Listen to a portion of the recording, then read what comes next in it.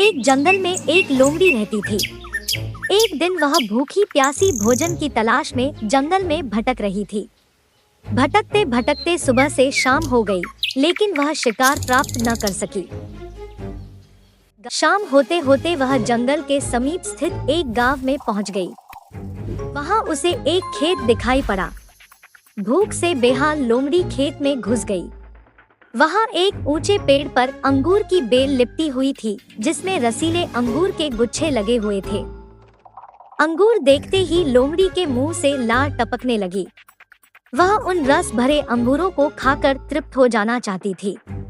उसने अंगूर के एक गुच्छे पर अपनी दृष्टि जमाई और जोर से उछली, परंतु अंगूर ऊंची डाली पर होने के कारण अंगूर का गुच्छा उसकी पहुंच के बाहर था। उसका प्रयास व्यर्थ रहा। उसने सोचा, क्यों न एक प्रयास और किया जाए। इस बार वह थोड़ा और जोर लगाकर उछली, लेकिन इस बार भी अंगूर तक पहुंचने में नाकाम रही। कुछ देर तक वह उछल उछल कर अंगूर तक पहुंचने का प्रयास करती रही, लेकिन दिन भर की जंगल में भटकी थकी हुई भूखी प्यासी लोमड़ी आखिर कितना प्रयास करती।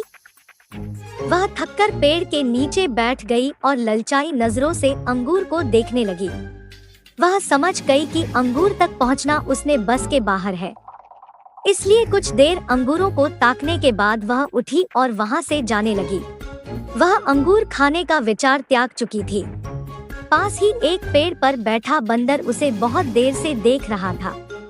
उसे जाते हुए देख वह खुद को रोक नहीं पाया और पूछ बैठा, क्या हुआ लोमड़ी बहन, वापस क्यों जा रही हो? अंगूर नहीं खाओगी?